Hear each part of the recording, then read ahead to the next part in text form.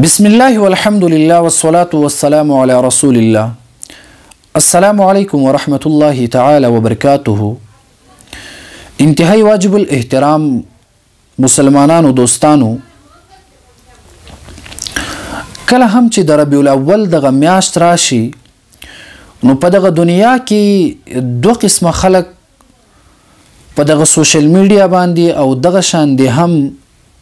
خپل مابین کې یو بحث مباحثه کوي، یعنی په عید میلاد النبی صلی الله علیه وسلم باندې څوک وایي چې د دې کول جایز دی، څوک وایي دا سنت دی، څوک وایي دا مستحب عمل دی. لکه د بعض بریلیانو په دغه کتابونو کې د دې ثبوت شته چې هغوی ورته مستحب عمل ویلی، او بیا یو طرف ته اهل سنت والجماعت علماء دیوبند چې هغوی مروجه عید میلاد النبی صلی الله علیه وسلم ته بدعت ویلی دی. نو دی حواله سره یو بریلوی ملګری زما نوم هم اغستی و، او بیا دغه شان دی هغه یو ویډیو کلیپ شیر کړی او لیکلی و چې محمودی ته جواب. نو بهرحال د هغه ملګري په خبرو کې خو داسې خبرې نشته چې زه جواب وکم. البته د عید میلاد النبی صلی الله علیه وسلم دغه وضاحت کول دا ضروری ګڼم. نو محترم مسلمانانو، چې کله مونږ وکتل د عید میلاد النبی صلی الله علیه وسلم حواله سره چې آیا دغه جشن مناول یا دغه شان دی جلسه جلوس کول د پیغمبر علیه السلام د ولادت په دغه روز باندې آیا دا چرته د اسلام او د دین او د شریعت محمدیه یو طریقه ده او کنه دا په دین کې یو بدعت او یو بد عمل دی؟ نو زمونږ علماء دیوبند کم اکابرین چې دی هغوی دا خبره کوي چې دغه مروجه عید میلاد النبی صلی الله علیه وسلم دا بدعت دی. البته هغه ملګری زمونږ د مشرانو د اکابرینو کتابونو حواله هم ورکړیو، لکه حکیم الامت اشرف علي تھانوی رحمه الله او مفتی اعظم پاکستان مفتی فرید رحمه الله د کتابونو حواله پیش کړیو. نو هغې جواب ابتداً دغه واوره چې دغه زمونږ د مشرانو په څومره کتابونو کې چې د عید میلاد النبی صلی الله علیه وسلم په حواله سره څومره کلام چې شوی دی یا چرته هغوی د جواز قول کړی دی، نو هغوی د بدعات او د خرافات او د رسومات نه خالی نفسی ولادت باندې د خوشحالی اظهار کول او په هغه جلسه کې د حضور صلی الله علیه وسلم د سیرت او د صورت بیان کول دا زمونږ اکابرین مستحب ګڼي. بلکې مونږ د پیغمبر علیه السلام یو ورکوټ شان عمل بیان هم مونږ سعادت ګڼو او د اجر په هغه باندې د اجر ملاویدو زمونږ ایمان دی. بهرحال مونږ چې کله وکتل چې آیا دغه مروجه عید میلاد النبی صلی الله علیه وسلم ولی بدعت دی، نو بهرحال دغه بعض ملګري ناپوهه کم عقله یا جاهلان وي یا بې علمه وي یا د ضدبازي په وجه باندې ډیر زیات جهالت کوي. مونږ ته وایي چې تاسو د پیغمبر علیه السلام په ولادت باندې خوشحاله نه یې، ځکه په عید میلاد النبی صلی الله علیه وسلم باندې ردونه کوئ. نو دومره به ووایم چې آیا د ابوبکر صدیق رضی الله تعالی عنه نه زیات مینه محبت به د پیغمبر علیه السلام سره به د چا وي؟ د عمر رضی الله تعالی عنه او د عثمان رضی الله تعالی عنه او د علی رضی الله تعالی عنه نه زیات مینه محبت د حضور صلی الله علیه وسلم سره د چا به وي؟ د هیڅ چا نشته. نو چې د پیغمبر علیه السلام په ولادت باندې دغه شان دي مجالس زمونږ صحابه کرامو نه د کړي، نو ما او تاسو کې چې دغه شان دي مجالسو انعقاد کوو او دا د دین حصه ګڼو، دې ته مستحب عمل وایو. آیا د ابوبکر صاحب نه زیات مینه محبت په دې زمانه کې د چا نشي کېدلی؟ بلکې دغه خلک د عید میلاد النبی صلی الله علیه وسلم په نوم باندې خپل دکانداری کوي. همدارنګي د امام ابو حنیفه رحمه الله، د امام شافعی رحمه الله، د امام مالک رحمه الله، امام احمد بن حنبل رحمه الله نه زیات مینه محبت به د حضور صلی الله علیه وسلم سره په دې زمانه کې د چاوي د هیڅ چا هم نه وي چې هغوی د دې ثبوت نه ملاویږي، بیا په دې زمانه کې دې ته مستحب ویل دا جهالت او ضدبازي ده. د امام بخاری رحمه الله، امام مسلم رحمه الله، همدارنګي ترمذی، ابن ماجه په دې کې د حضور صلی الله علیه وسلم د عید میلاد النبی صلی الله علیه وسلم تذکره بالکل نشته. نو بیا یو انسان د حضور صلی الله علیه وسلم په ولادت باندې خپل دکانداری ته د عید میلاد النبی صلی الله علیه وسلم نوم ورکوي او بیا دغه شان دي زمونږ اکابرینو پسې بد رد وایي، دا خو مناسب نه دی. البته ملګرو دا خو زبر حال مونږ چې کله وکتل د صحابه کې د پیغمبر علیه الصلاۃ والسلام په دور کې، د صحابه کرامو په دور کې، د تابعینو په دور کې، د تبع تابعینو په دور کې چرته هم د پیغمبر علیه الصلاۃ والسلام د عاشقانو نه یو چا د عمل نه ده کړی، نو بیا مونږ ولې کوو؟ مونږ به هم نه کوو.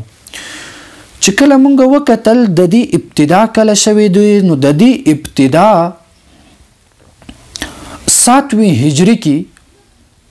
د دې ابتدا یو ظالم او یو ستم شعار انسان د عید میلاد النبی صلی الله علیه وسلم دغه نوی بدعت ایجاد کړیو چې هغه بادشاه ته مظفر الدین ویل شي. اغي د خپل حکومت مضبوط کولو د پاره، د خلکو زړونه خپل ځان طرف ته مایل کولو د پاره دغه شان دی په دین کې یو نوی بدعت ایجاد کو. نو هغه زمانه کې هم څنګه چې امام احمد ابن محمد المصری رحمه الله په القول المعتمد کې ذکر کړی دی چې څه درباري مولیانو دغه مجلس ته تګ وکړله او دغه بادشاه په حکم باندې دغه شان دی مجلسو کې د بدعاتو او د خرافاتو او د رسوماتو نه ډک دغه مجلس زینت یو څو درباري او دنیا پرست علما وګرځیدل، او بل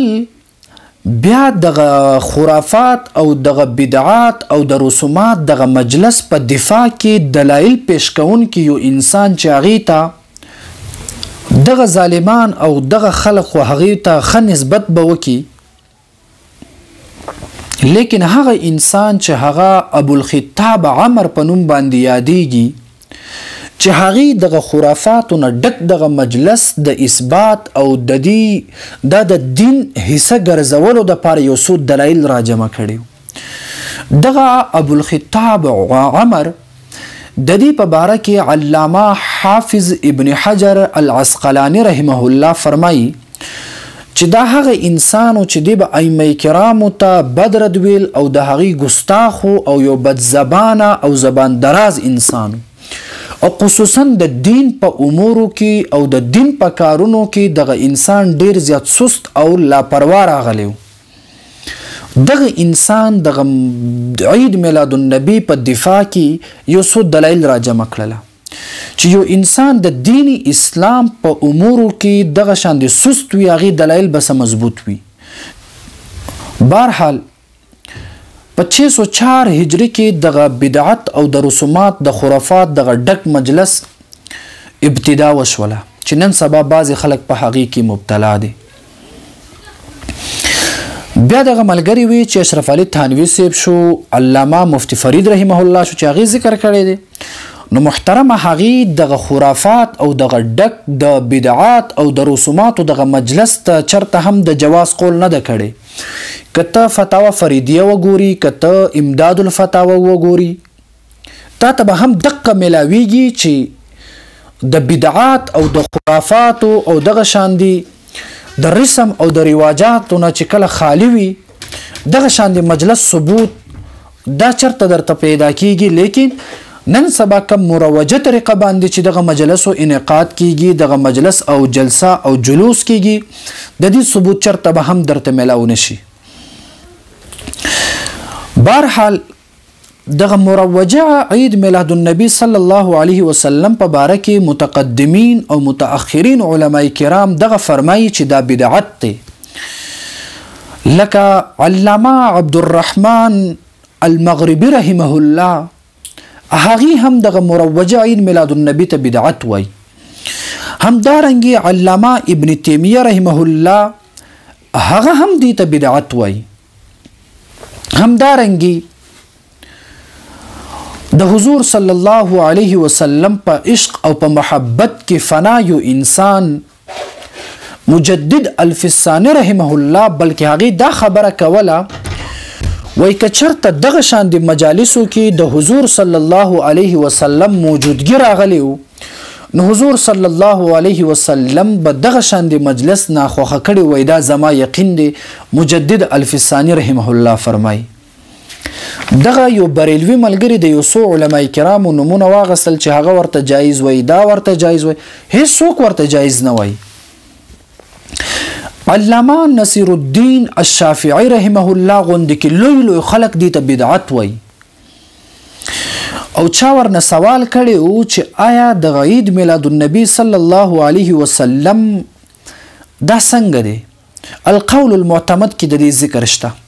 هغه ورته جواب کې فرمایي چې سلف او صالحین دغه نه ده کړی نو مونږ ته هم پکار دی چې مونږ دا ونه کو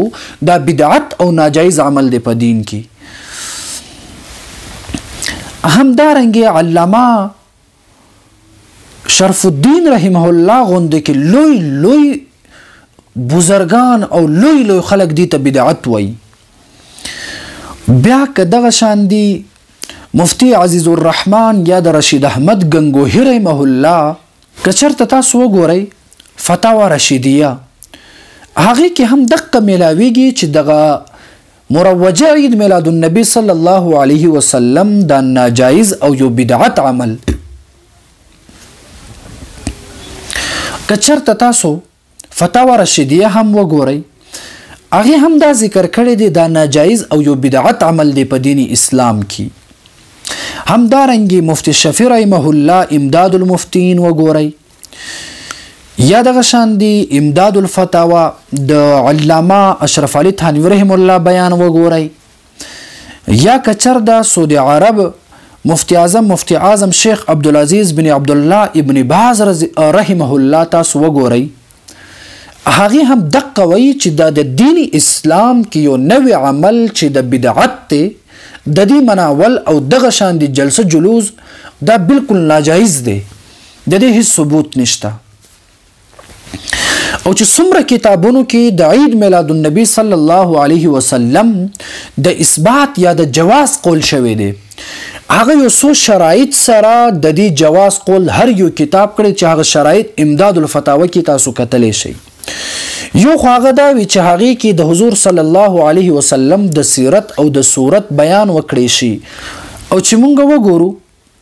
دغه بریلوي دغه ظالمان دغه خلک په جوماتونو کې ګړاګانې کوي د میلاد په نوم باندې.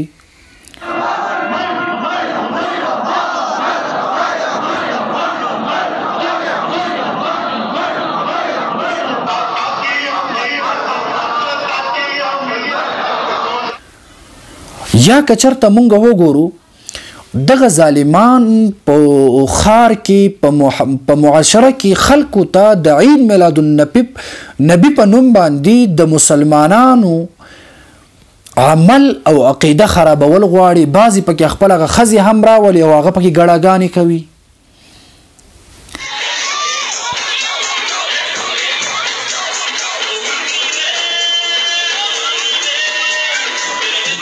इन हरकतों से बाज आ जाओ तो वो कहते हैं कि हम खुशी मनाने में मस्त हैं, हमें छोड़ दो हमारे हाल पे, हम जैसे चाहें खुशी मनाएं। जश्न गुलामों को दे दे, हम लोग मस्त हैं, हम लोग तो समाज सुन के झूमने वाले, हमारे छोड़ दे तू। دا کم اسلام او کم شریعت او کم دین دی چې هغې کې به ښځې راځي او ګړاګانې به کوي او دوی ورته عید میلاد النبي نومونه ورکوي.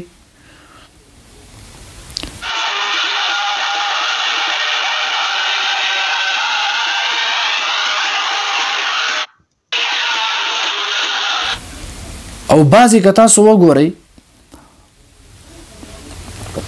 په ځان باندې به دغه شنه شنه لیټونه بلپونه به یې لګولې وي او د خپل مجالسو زینت او ښایست په دغه بلپونه یا دغه شان د شنه لیټونه باندې دغه مجلس ښایسته کول غواړي. نو دا لکه عید میلاد النبي صلی الله علیه وسلم دی، چرته د حضور صلی الله علیه وسلم د سیرت او د صورت بیان پکې وکړي. مونږ هم د عید میلاد النبي صلی الله علیه وسلم مجالس کتلې دي، مونږ هم لیدنه کوو. خلک پکې ګړاګانې کوي، خلک پکې خپل ښځې راولي. دغه شان د عمل دا خو دین اسلام کې جایز څه چې دا خو د جهنم لاره ده چې کوم عمل تاسو کوئ. لکه حضور صلی الله علیه وسلم په خپل روزه طهر مبارک کې به څومره خفه وي تاسو نه، څومره به مایوسه وي چې تاسو د حضور صلی الله علیه وسلم په دغه خوږ نوم باندې تاسو خپل زنانه او دغه څومره بدکردار خلک چې وي په ټول عمر کې به د حضور صلی الله علیه وسلم سنت او جنازې به وباسي. په دغه یو ورځ باندې به هغې نه عاشقان رسول جوړ شوی او دغه سټیج باندې به ولاړ وي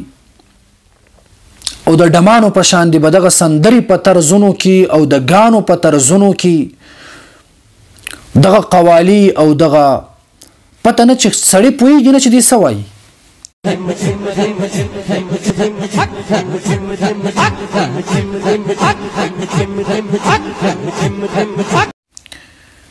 لکه په دغه ناتخوانان او په ډمانو کې څه فرق دی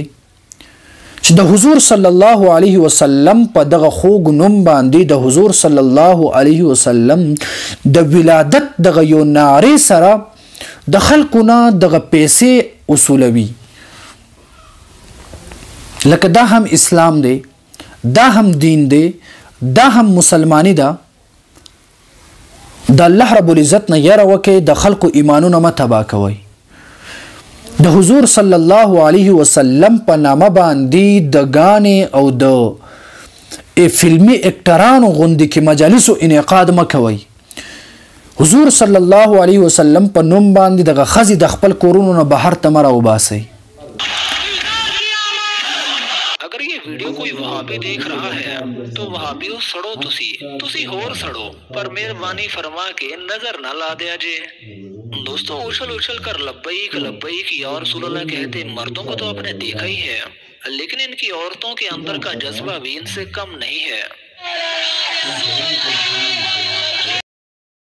बहरहाल د حضور صلی الله علیه وسلم په دغه نوم باندې چې څومره بدعات او رسومات او خرافات او د خلکو نه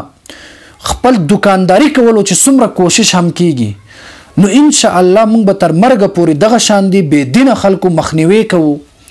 او دغه شان دي د دین اسلام دشمنانو او د دین اسلام په نوم باندې ساده لوح مسلمانان دوکه کوونکي خلکو سره به ان شاء الله موږ تر مرګه پورې مقابله کوو او دغه شان دي بدعات او د رسوماتو به ان شاء الله موږ مخنیوي کوو.